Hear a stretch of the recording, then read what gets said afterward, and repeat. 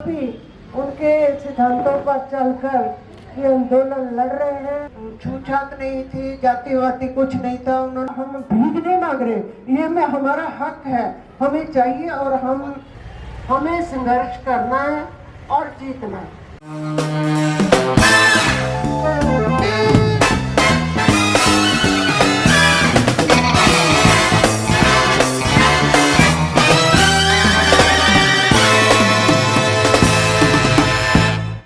राम राम जी, वाहिगुरु जी का खालसा, वाहिगुरु जी की फतेह।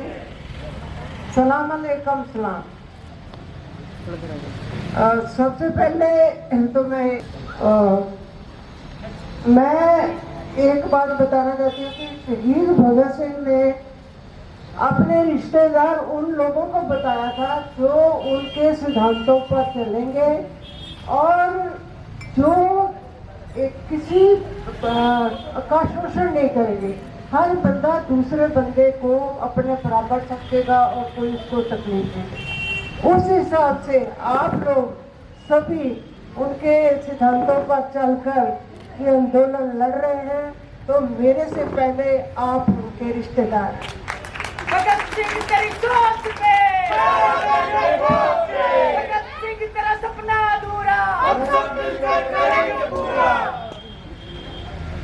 तो मैं आज शहीद भगत सिंह के चाचा जी सरदार अजीत सिंह के जन्म दिवस पर कुछ उनकी फैमिली बैकग्राउंड के बारे में जरूर बताऊंगी कि कैसी फैमिली से वो आए और कैसे वो भगत सिंह जैसे हीरा कुंदन बन के निकला। तो शहीद भगत सिंह का परिवार जो था, ये पहले इनका गांव खटखट कला नहीं था, अब खटखट कला झंडा जी है। तो ये पहले नारली गांव था जो तंड के बॉर्डर के पास है। तो यहाँ से खटखट कला की लड़की थी और यहाँ का लड़का वहाँ जाकर घर जवाई बन के रहा, और ये इनकी खटखट कला में जो शुरुआत है वो है। लेकिन उससे पहले शहीद भगत सिंह की जो फैमिली के नारली से जो फोर फादर थे, उन्होंने गुरु गोविंद सिंह जी से अमृत छका था और वो गुरु गोविंद सिंह जी ने एक नए समाज की सृजना की थी जिसमें छूछात नहीं थी, जातिवादी कुछ नहीं था। उन्होंने एक खालिस धर्म का निर्माण किया था और वो चीजें उनमें कूट कूट के भरी हुई थी। आजकल तो उनके गुरु गोविंद सिंह के नियमों पर लोग नहीं चलते, वैसे ही मुंह से पाठ करते हैं, ऐसे मानते हैं। लेकिन वो ऐसी फैमिली थी जो उनके ख्यालों से, उनके कहने के अनुसार उन्होंने अपना जीवन शुरू किया। और उसके बाद मैं सरदार अजीत सिंह के दादाजी फतेह सिंह की बात करूंगी कि उनका संबंध महाराजा रणजीत सिंह से था। महाराजा रणजीत सिंह को वो अपनी सेना भेजते थे जो कहीं भी लड़ाई करनी होती थी। और आपको पता है कि महाराजा रणजीत सिंह ने अंग्रेजों के साथ लड़ाई हुई थी और बाद में सत्ती हुई थी, तो पंजाब में बहुत लेट अंग्रेज गए थे। तो उन्होंने अपनी महाराजा रणजीत सिंह ने उनको काफ़ी जायदाद दी थी और उनको जगीरें लगाई हुई थी। लेकिन जब महाराजा रणजीत सिंह का राज खत्म हो गया तो अंग्रेजों ने इनको अपना दुश्मन समझा और इनकी सारी जायदाद वगैरह सब कुछ जब्त कर लिया। तो एक टाइम आया जब 1857 में सारे पंजाब में, ये महापंजाब, तो पंजाब की बात करते हैं तो हम लोग ये छोटे से पंजाब की बात नहीं करते, सारा हरियाणा, हिमाचल और पाकिस्तान में भी जो पंजाब है उसकी बात करते हैं। तो पंजाब ने इसका विरोध किया था क्योंकि पंजाब में ज़्यादा अंग्रेजों के पिट्ठू लोग थे, तो उन्होंने इसका डट के विरोध किया।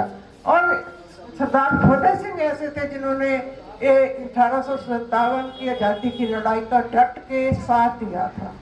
तो उनको ऑफर आई थी कि आप अगर हमारा अंग्रेज बोले आप हमारा साथ दोगे तो आपकी जो जायदाद कुर्सी वापस कर देंगे।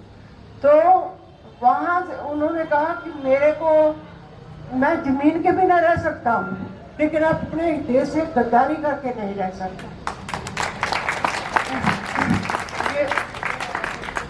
ये बात अजीत सिंह के दादाजी तक है। और ये इनके जो अजीत सिंह के फादर थे सरदार किशन सिंह और ने सरदार अर्जुन सिंह। सरदार अर्जुन सिंह के 3 बेटे थे, सरदार अजीत सिंह, सरदार किशन सिंह और सरदार स्वर्ण सिंह।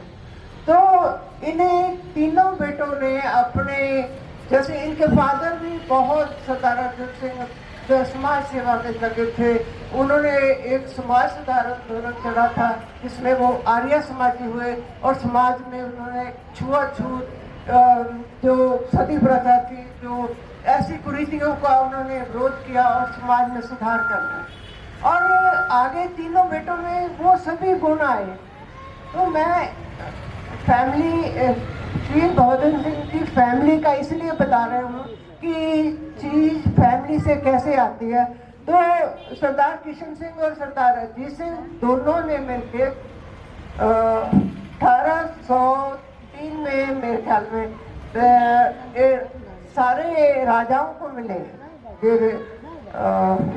तो और सभी राजाओं को इसलिए मिले कि राजा कर्नल जो यहाँ का वायसराय था उसने एक मीटिंग रखी थी कि सभी राजा उसकी गुलामी के लिए सुगंध खाएं। तो इन्होंने राजाओं से मिले और उनसे बोले कि आप ऐसा देश से गद्दारी नहीं करो, आप ऐसे नहीं करो। लेकिन राजाओं ने ज्यादा बात नहीं मानी। उसके बाद दादाजी भाई नौरोजी ने एक बंगाल की आंदोलन के बाद एक सम्मेलन किया और उसमें जो कांग्रेस की उपायन अधिवेशन था, उसमें कांग्रेस ने अपना रास्ता थोड़ा बदला। उन्होंने ये कहा, पहले तो अंग्रेजों के साथ चलते थे, हमारा ये सुधार करो, ये सुधार करो, लेकिन उन्होंने वहां से ये रास्ता लिया कि हाँ, ये हमारा, हम भीख नहीं मांग रहे, ये में हमारा हक है, हमें चाहिए और हम शासन खुद करेंगे।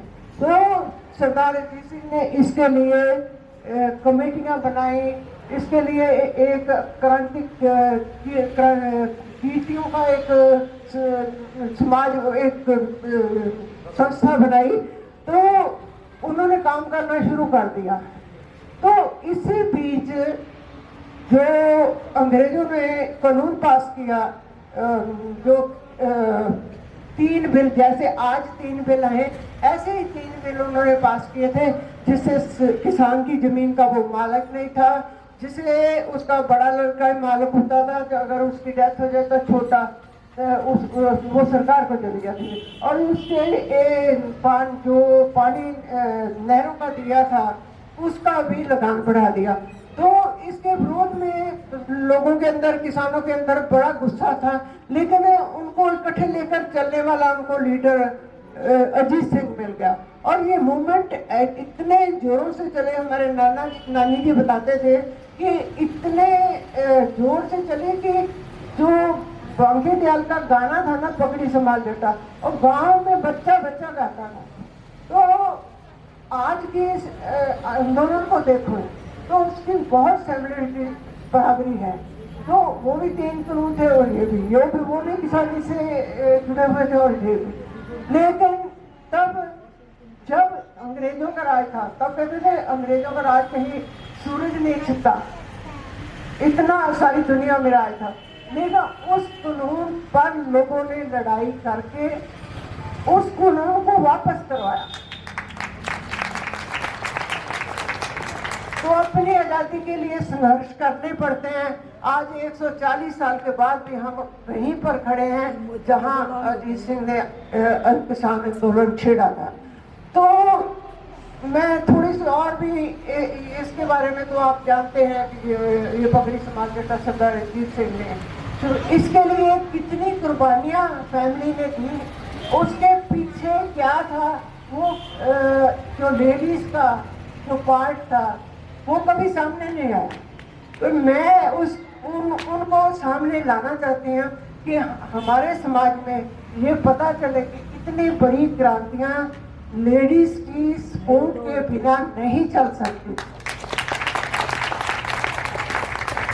सरदार अजीत सिंह की शादी की बात जरूर बताऊंगी। ये बहुत कम लोगों को पता है कि उनकी शादी कैसे हुई। उनके एक फ्रेंड थे वकील धनपत राय जी। धनपत राय वो कसूर के रहने वाले थे और एक दिन सरदार अजीत सिंह उनके पास गए कि कोई सलाह लेने के लिए मुझे। तो उन्होंने उनसे शादी के बारे में पूछा तो उन्होंने बोला भैया जी अभी नहीं वे करने। कहते नहीं ये तो करनी चाहिए, अगर अच्छी लड़की मिल जाए तो आपको करनी चाहिए। उन्होंने कंपेल किया और बताया कि मैंने एक अडॉप्ट की हुई बेटी है, उनके बच्चा कोई नहीं था और वो तुम्हारे लिए बहुत अच्छी साथी होगी। और वो शादी सूफियों के जो सूफी मत है उसके अनुसार हुई थी। तो उसी दिन बात हुई, उसी दिन शादी हुई और उसी दिन घर ले आए। घर वालों को आके पता चला और उसके बाद उनको एक आध दिन घर में रहे, बुखार आ गया तो उनको बोले कि मैं दवाई लेके आता हूँ तो मैं परसों आ जाऊँगा वापस। तो वो जो अजीत सिंह के वाइफ की हरनाम कौर उनका नाम था, हम माँ जी बुलाते थे। तो माँ जी ने मेरे को बताया कि परसों कह के गए थे, परसों ही वापस नहीं आए। 38 साल के बाद 78 ईयर के बाद 47 में वो मार्च में इंडिया पर उनको वो लिटरेचर लिखने एक छापाखाना बनाया था उन्होंने। जब इस आंदोलन के बाद पब्लिक मार्केट आंदोलन के बाद उन्होंने एक छापाखाना बनाया था, उससे लिटरेचर छपवाते थे और बाहर की जो अच्छे अच्छे राइटर्स की बुक्स थी उनको छुपा के सस्ते दाम में लोगों तक पहुंचाते थे कि आज़ादी क्या चीज़ है, हम कैसे गुलाम हैं, हमारे पास ये जो ऐसी बात है। तो उसका जो प्रधान बनाया था उन्होंने संपादक पहले सरदार स्वर्ण सिंह को बनाया था और उसके बाद सूफी अम्बा प्रसाद ने उस काम को संभाला और सरदार स्वर्ण सिंह को उन्होंने कैद कर लिया। तो उनको सजा हुई और उनकी डेथ जेल में हुई। तब उनकी आयु सिर्फ 23 साल थी और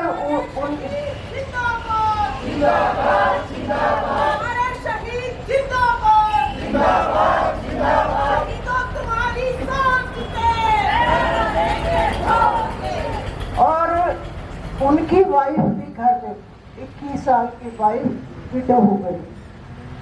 वो सरदार अजीत सिंह की वाइफ 20 साल की अपने हस्बैंड को देखे बिना ही सारी जिंदगी बिता और उस हालात में शहीद भगत सिंह का जन्म हुआ और उनको उनकी माँ ने ये सोचा, माता विद्यावती ने, इनके बच्चा नहीं है तो मैं अपने बच्चे इनके पास भेज और बहुत छोटे भगत सिंह को उनके पास छोड़ा और भगत सिंह के दिमाग पर उसका बहुत प्रभाव पड़ा।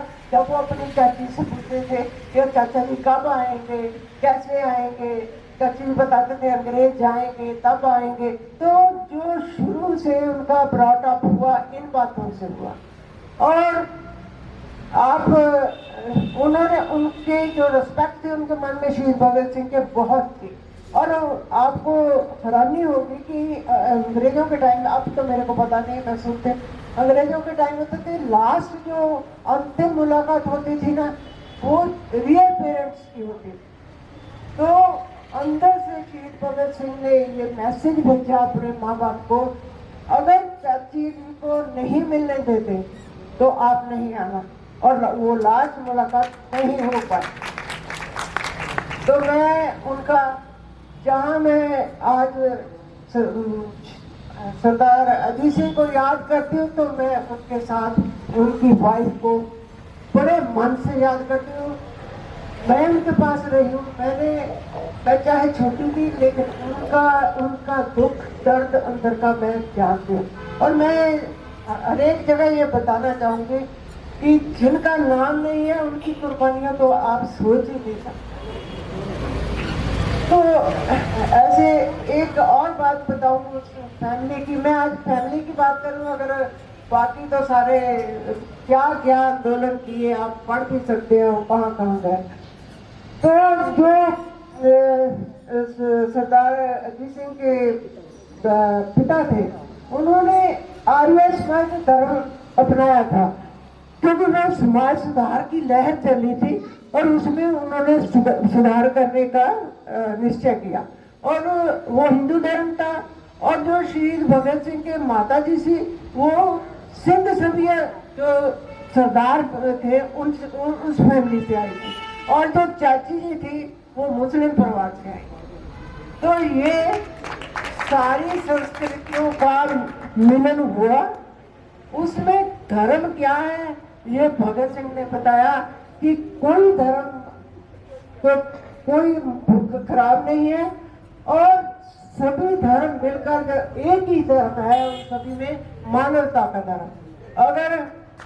अगर हम मानव की सेवा करते हैं, मानव की को अच्छी जिंदगी, एक जिंदगी आती है, अगर हम उसको अच्छी जिंदगी देने में मदद करते हैं तो यही हमारा धर्म है। और उन्होंने आखिर तक ये नहीं कहा, कभी कभी भगवान पे गिला भी था, अगर भगवान है तो इतनी जनता दुखी क्यों है, क्यों एक बंदा दूसरे बंदे का शोषण कर रहा है। तो उन्होंने आखिर तक अपने आप को इतना स्ट्रॉन्ग कर लिया था कि कोई भी चीज उनको हुआ नहीं सकी। कि फांसी होनी है, किसी ने बोला भी आप परमात्मा को याद कर लो, कहते नहीं, ये अब तक मैंने परमात्मा को नहीं माना तो अब भी नहीं मानूंगा, क्योंकि अब तो मैं अपने मतलब के लिए, भगवान सोचेगा ये अपने मतलब के लिए। मैं यही सोचता हूँ कि एक जिंदगी है, यही है, और फांसी के बाद कुछ नहीं है। कोई सहारा नहीं लिया किसी चीज के लिए। हम लोग थोड़ी सी तकलीफ होता है, हम कहते हैं अच्छा जो नहीं हम चाहेंगे तो परमात्मा ठीक करेगा, परमात्मा का सहारा ले लेते। लेकिन उन्होंने किसी चीज का सहारा नहीं लिया और इतनी उनके अंदर दृढ़ता।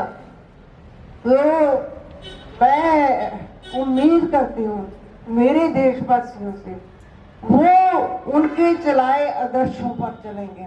उन्होंने अपना बलिदान दिया इसलिए कि मेरे देश के लोग आजाद रहे, ये गरीबी रेखा से ऊपर आए और सम्मान जीवन व्यतीत करें। लेकिन वक्त की मार देखो क्या हुई कि हमारा देश, उनके सपनों पर का तो देश कहाँ होना था, पीछे की तरफ चल बैक गेयर लगा लिया। हम लोग यहाँ पर 140 साल पहले थे, आज भी नहीं। आज हम लोगों को फिर से उससे भी स्ट्रॉन्ग होकर लड़ना पड़ेगा, क्योंकि जो संघर्ष के तरीके हैं वो बदल गए हैं। सरकारें गुंडागर्दी पे उतर आई हैं। सरकारों ने ये सोच लिया है कि ये सब कुछ प्राइवेट कर देना है। उनको कोई भी, मैं मोदी जी की कहूँगी, इससे पिछली सरकारों की मैं कोई सिफत नहीं करूँगी। ये नेता जो है बहुत पहले से चला था और अब सारा एक्सप्लेन हो गया है, एक्सपोज हो गया। तो अब हमारे पास कोई दूसरा अल्टरनेट नहीं है, हमें संघर्ष करना है और जीतना है। अदरवाइज हमारे पास कुछ नहीं बचेगा। एक किसान की बात करते हैं, किसान के नाम से जो आंदोलन चल पड़ा, लेकिन सारे देश की जनता इससे अफेक्टेड होगी। इसका इफेक्ट सारी जनता पे पड़ेगा। गरीब तो किसान से ज्यादा भी, मजदूर जो है वो किसान से भी ज्यादा जाएगा, नीचे जाएगा। आप पढ़ देखते होंगे कि ये जो प्राइवेटाइजेशन की बात चली है ना, आज से 40 साल पहले चल चुकी है। बड़े बड़े कॉर्पोरेट जो हैं कंपनियां, उन्होंने सारा बिजनेस अपने पास इकट्ठा करना शुरू कर दिया और बाकी सारी जनता को लेबर बनाना। और ये 40 साल से ये तजर्बा हो चुका है। जिन मुल्कों में ये चलाया गया, उन लोगों में गरीबी, उन मुल्कों में, उन देशों में गरीबी बढ़ी है। तो आज हमारे इतनी देर के तजर्बे के बाद भी हमारे देश में ये क्यों शुरू हुआ? ये सभी बिजनेस है। हमारी सरकार, जो राजा होता है वो पिता होता है, हाँ, जनता उसकी संतान होती है, उसके अच्छे भले के लिए सोचता है। लेकिन आज जो हमारे प्रधान है वो बिजनेसमैन बन चुके हैं। उन्हें किसी बात पर भी लोगों का ध्यान नहीं। अदरवाइज इतने लोग इकट्ठे हुए, इतनी तकलीफ में रहे, बारिश में, ठंड में, बुजुर्ग लोग, और कितने लोग शहीद हो रहे हैं। पर उनको बिल्कुल भी उन पर तरस नहीं आता, और दो शब्द कभी भी उन्होंने सिंपैथी के नहीं या अफसोस के नहीं बोले। हमारे समाज में ऐसा है भी, अगर किसी दुश्मन की भी डेथ हो जाती है तो हम लोग अफसोस जरूर करते हैं, लेकिन हमारे प्रधानमंत्री के मन में ये बात कभी नहीं है। तो अपनी आजादी के लिए हम लोगों को खुद लड़ना है, संघर्ष करना है, शांत में ही करना है। हमारे पास कोई हथियार नहीं है, हम सरकार के मुकाबले में हथियारों से नहीं जीत सकते। हमारे पास एक ही हथियार है कि हम लोग सभी इकट्ठे होकर मिल करके ये सरकार पर प्रेशर डालें। जितने हम ज्यादा लोग इकट्ठे होंगे उतना ही प्रेशर। ये तो शुरुआत है, ये तो हम लोगों को जीतना ही जीतना, पर उसके बाद भी सारे देश को जगह जगह पर आंदोलन करने पड़ेंगे। क्यों एक चीज के बाद दूसरी चीज निकालेंगे, लोगों का इन्होंने शोषण करना है। तो सभी से मेरी रिक्वेस्ट है, बेनती है कि आप सभी बुजुर्ग और बच्चे ये दोनों को मिलके चलना है। कोई पार्टी नहीं है, कोई धर्म नहीं है, कोई जाति नहीं है, सिर्फ किसान है। किसान है, मजदूर है, हम इकट्ठे होकर लड़ेंगे अपनी आजादी के लिए। तो जीत जरूर हमारी होगी, जीत लोगों की होगी। वाहिगुरू जी का खालसा।